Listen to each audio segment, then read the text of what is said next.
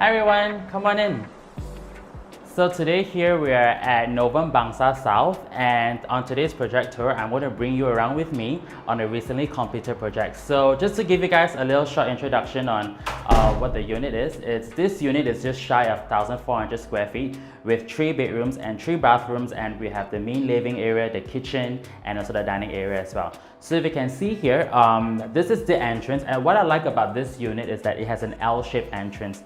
So it sort of like does not show you the entire unit at one go once you step in. It gives you a bit of a mystery of, oh, you know, I wonder what's inside. So for this one, we wanted to keep it a bit more minimal. We placed a very simple console here and then a feature wall art when a client walks in back from work or when they go out from the unit to go on with their day. So what do they need? They need a console here to put their keys or their phones or their bags, and so they can just grab and go. We will move further in and I'll show you guys the main focal area of the unit. So for this area here, it is quite interesting because when I first met the client told me, oh, you know, it's one area, but definitely the dining and the living area is going to have to be the same area. So what do?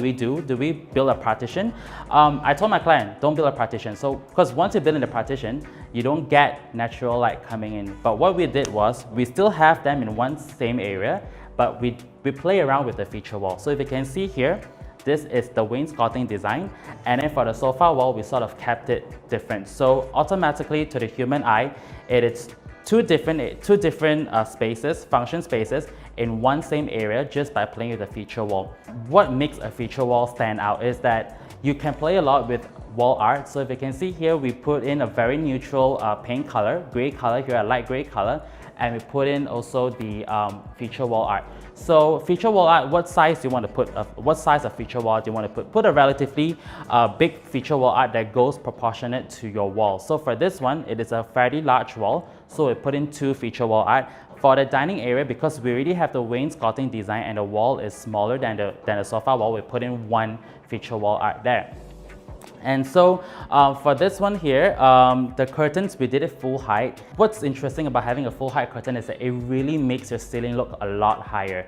And because for this unit here, we did plaster ceiling work, and the plaster ceiling work would sort of make your ceiling height shorter because it drops on the original plaster slab. So what do we want to do to elevate the whole ceiling height is that we put in floor to ceiling curtains. So this you can see here. It's the dining area. The dining area here, right above there, it is our pendant light. And what I want to talk about pendant light is that if a unit has no good lighting, no matter how nice the design it is, the design just won't stand out. So there are so many designer pendant lights out there, and their prices are not that expensive. So don't skim on the pendant lights. Go for a really nice feature light that will be cohesive to the whole design as well. So for this one, it's a modern luxury concept. So we went for a more modern and a brass colored pendant light as well. So come further in, and then we will move you into the master bedroom.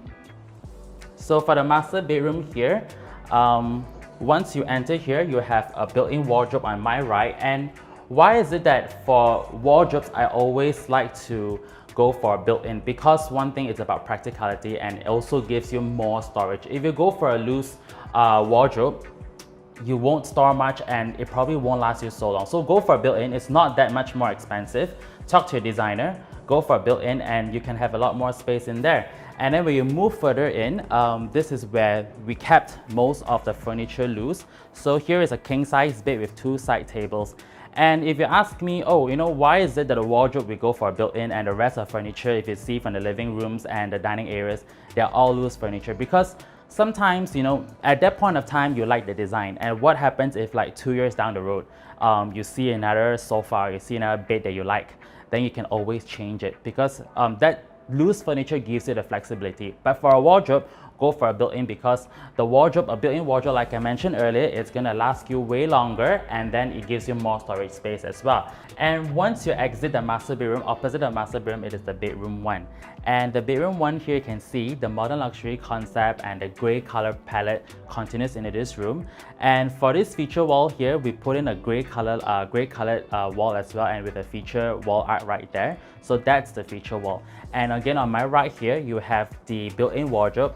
And like I mentioned, built-in wardrobe really is a lot more practical and you can maximize the storage space. We'll move you to the last bedroom of the unit. We'll go across the living room and the dining room, and then here, right at here again, it is the bedroom 2. The concept and design and the color palette here is a little bit more different. It is not so much of a modern luxury because we wanted to give the owner a little bit of a surprise, like, oh, there's actually a special room with a special color. So if you see here, we put in more, again, the neutral tone is, like I mentioned earlier, it's beige color. And to go with the beige color, we gave it a wooden frame, a feature wall art, and then the side tables, a different side table color as well. So it's a bit more like a wooden textured furniture. So even for the study table, it's a bit more like a wooden textured study table as well. And why do I like to go for a study table size is that it's more flexible. So like for this one, if you put on a mirror, it becomes a dresser. If you remove the mirror, it is already a study table. So that's why don't always be so fixated about, if you put in a room, it has to be a dressing table. So if you go for a study table, put on a mirror, it is a dressing table. Remove the mirror, it's a study table. That is how flexible it is. And so today, thank you everyone for watching today's project tour. And I hope also you get to get some tips from this project tour today, and I'll see you again next time.